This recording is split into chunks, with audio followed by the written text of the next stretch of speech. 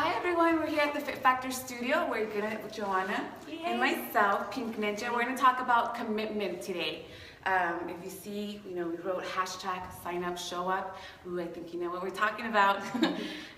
So what is commitment? Commitment to me is doing something when you don't want to do it anymore. Commitment is doing something that you said you're gonna do, keeping your word. So as we're going to talk today, it's about the classes. We've been having a lot of cancellations, and we understand that things happen. And as you can see, we also added 5 more people to the wait list. So now there's 10 spots just for that reason. And Joanna will touch on that as to why she did it, why we did it. So let me see who's on there. Nobody yet, but I'm still going to keep talking. Yeah, ask us a question. If you have a question, you could type it at the bottom. Yes. So if you have any questions, just go ahead and type them in.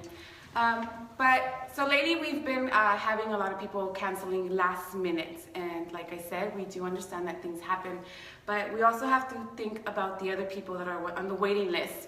I know it's happened to me, and hi Diane, I've also done a last minute cancellation. So, it also comes to us as trainers keeping our word as well. So yeah, if you have any questions, I'm gonna hand it over to Joanna. She's gonna talk about why we added more people to the waitlist and how that's gonna make it better to keep our classes flowing and full. Thanks, Clarissa. Joanna Vargas here with the Fit Factor Studio, and we're in Alhambra. If anybody's watching from outside of California or anything like that, we're in Los Angeles area, and so we're excited to talk to you today. All of our Fit Factor clients, hi Dan, that's my cousin. All of our clients right now, this is mostly for you. We have added 5 extra people to the wait list. So before we used to have 5 people on the wait list, 10 in class or 12 for bar, and then 5 on the wait list. So what we've been noticing is that people are our wait list is filling up 1 month prior to the class. So what's happening is if it's February 3rd and I want to sign up for March 2nd, the wait list is already at 5. So that I would have to remember or set a reminder on my phone to go back to add myself to the wait list once the wait list goes down after 5. So what we're doing is we're adding the wait list to 10 so that you could put yourself onto the wait list 1 month in advance and just work your way up into the class, and you have a whole month. However, it's remembering that you put yourself on the wait list really early. We're gonna see how that goes. It may be a lot because you're putting yourself on a wait list up to 10 far out in advance. And you're gonna have to remember, because when you get that text or that email telling you that you're in class, it may be 3 weeks earlier, and then you're in the class. So that's the reason that we did that. We're here to help you to get everybody on the list because we're seeing 5 5s on the wait list. So we know that there would be a 6 and a 7. So that's it. Does anybody have any questions about that? We have about 3 viewers. So I want to see if anybody has any questions about the 10 to the wait list now. So that's why we did that. So Clarissa, let's go back to talking about committing. And then I want to go through some questions to ask yourself. So go back to what you think committing is. Commitment is to show up when you said you'll be there. Saying, yes, I'll be there to anything. It does not even have to be the class, but where you do one thing, if you do a thing one way, then you're doing it somewhere else as well. But commitment to me is keeping your word, keeping my word, to showing up if I said I'm going to be there.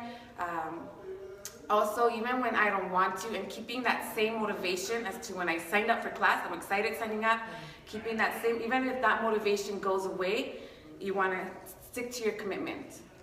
So that's what it is to me. And then another thing too, as trainers, we do plan our workouts ahead of time, and we're constantly checking to see who's going to be in class. Because we want to give you the best workout. And for myself, I know I look at who's in the class, how many people I have, and if I have 10 people that are signed up, there's times that I want to plan a partner workout. And then when we show up and then one cancels last minute or there's no show, then I have to quickly, scramble and think about how we're gonna do it or switch it up real fast. But yes. And there's Virginia. Hi, Virginia. Hi. Okay. One thing I want to tap on is that I understand that things happen. Life happens. We completely understand. I want you to go through a couple questions. First, when you enroll in the class, ask yourself, why am I enrolling? And what do I need to do to make this happen? For example, if you enroll in a Saturday 7 a.m. class, why do you want to take this class? It's because you want to get your weekend going, let's say. And then how are you going to make this happen? So the answer for the second one can be Friday, I go home after work, or whatever it may be. I have a good meal, a good dinner. I rest and I get sleep and I go to bed. Now, if I know I have a birthday party on a Friday night, I'm not going to enroll in a Saturday morning class unless I'm going to leave early from that party Friday night because I know I'm not going to be able to give 100% of my effort that Saturday morning. So that's what I do.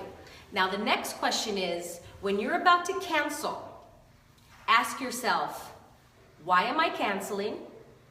Is there anything I can do to change from the cancellation? For example, I sign up for Saturday 7 a.m. class. Now my friends call me and say, hey, we're having a birthday party Friday night.